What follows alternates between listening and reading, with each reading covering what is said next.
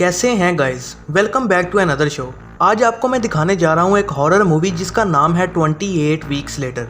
यह दुनिया जिसमें हर तरफ वायरस फैल चुका है, वहाँ डॉज, उसकी बीवी और 4 और लोग लंदन के पास में ही एक कॉटेज में छुपे होते हैं कि अचानक एक दिन एक गैर मुतवक्का मेहमान, एक डरा हुआ बच्चा उधर आ जाता है और लगातार उनके दरवाजे पर दस्तक देता रहता है मदद के लिए।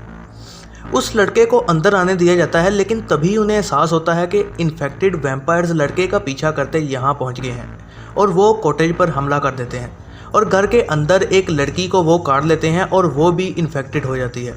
डॉज को दूसरों की हिफाजत के लिए लड़की को मारना पड़ता है और इन्फेक्टेड अंदर होने वाले शोर शराबे से अलर्ट हो जाते हैं और कॉटेज के अंदर घुस जाते हैं। वो सब का पीछा करके बहुत से लोगों को मार देते हैं।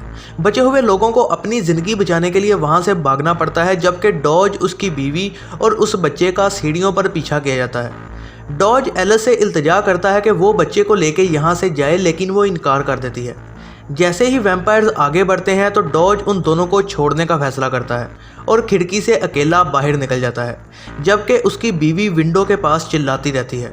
डॉज भागता हुआ दरिया के किनारे पहुंचता है, जहां वो आने वाले इन्फेक्टेड लोगों से छुटकारा पा लेता है और मोटरबोट पर वहां से भाग निकलता है, ये देखते हुए कि उसकी बीवी अब विंडो के पास नहीं है। रेज वायरस के बढ़ने के काफ़ी दिनों बाद लंदन में पूरी तरह से वायरस फैल जाता है और कुछ हफ्तों के बाद ये वायरस बाकी सारी जगहों पर भी फैल जाता है और जो इन्फेक्टेड होते हैं भूख की वजह से मरने लगते हैं। नेटो फोर्सेस बरतानिया पर कंट्रोल करने लगती है और ये लोग लंदन को दोबारा बनाने आते हैं।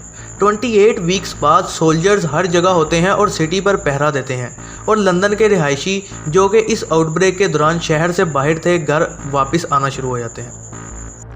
डॉज की बेटी और उसका बेटा भी इन आने वाले लोगों में शामिल हैं। सिक्योरिटी और हेल्थ चेक के बाद इन लोगों को एक सेफ इलाके में पहुंचा दिया जाता है और बेटा और बेटी अपने बाप से मिलते हैं, जिसको यूएस आर्मी बचा लेती है और इसे सेफ डिस्ट्रिक्ट का केयर टेकर बना देती है।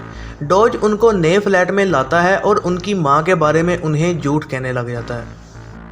इसी दौरान आर्मी का एक रिसर्चर इतनी जल्दी लोगों को बरतानिया वापस भेजने पर तशवीश का इजहार करता है कि पहले वायरस पर पूरी तरह से कंट्रोल कर लेना चाहिए, लेकिन इंसान वायरस पर मुकाबला करते हुए ओवर कॉन्फिडेंस में आला अफसरान उसकी बात को इग्नोर करते हैं।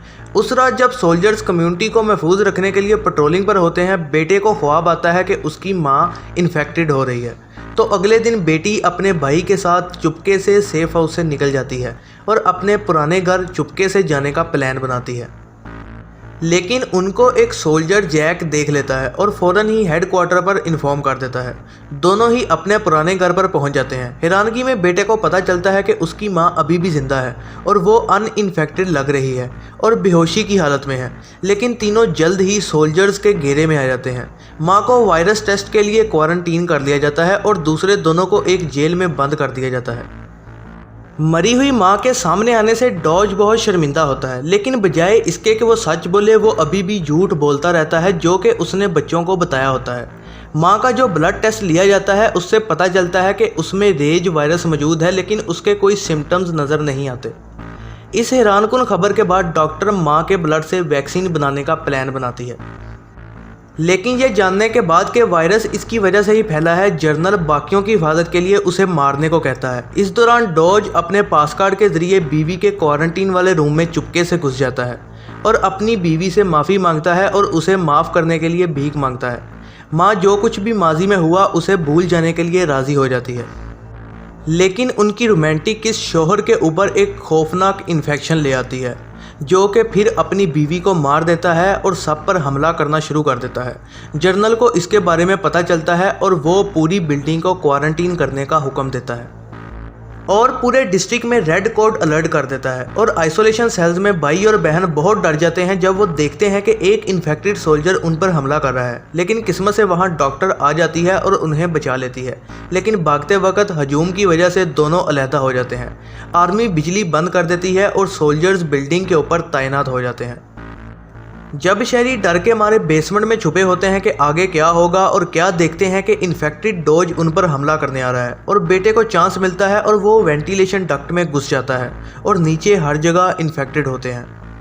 डरा हुआ लोगों का हजूम सिक्योरिटी डोर तोड़ देता है और सब खुली सड़क पर भागना शुरू हो जाते हैं। ऊपर मौजूद स्नाइपर्स इन्फेक्टेड को गोलियां मारने की कोशिश करते हैं, लेकिन मासूम लोगों के दौरान उन इन्फेक्टेड को पहचानना बहुत मुश्किल है और इसीलिए जनरल हुक्म देता है कि सब पर गोलियां चला दी जाएं। लेकिन आर्मी आहिस्ता आहिस्ता अपना कंट्रोल खो रही होती है और बेटा वैन से बाहर निकलता है और सुपरमार्केट में भाग जाता है, जहां वो अपनी बहन और दूसरे शहरियों से मिलता है जो वहां छुपे होते हैं और उन्हें एक अफसोसनाक सच्चाई का सामना करना पड़ता है कि रेड कोड अलर्ट की वजह से आर्मी शायद यहां हर एक को मार देगी।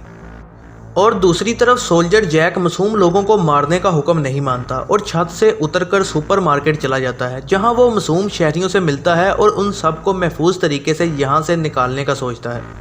कंट्रोल खोने की वजह से पूरा डिस्ट्रिक्ट कुछ ही देर में धमाके से उड़ा दिया जाएगा और इसीलिए जैक अपने दोस्त की मदद से एक सेफ जगह मिलने का प्लान बनाता है ताकि मासूम लोगों को हेलीकॉप्टर के ज़रिए यहाँ से निकाला जा सके। लेकिन वहाँ से निकलते वक्त उन्हें रोक दिया जाता है और उन पर दूसरे स्नाइपर्स हमला कर देते हैं।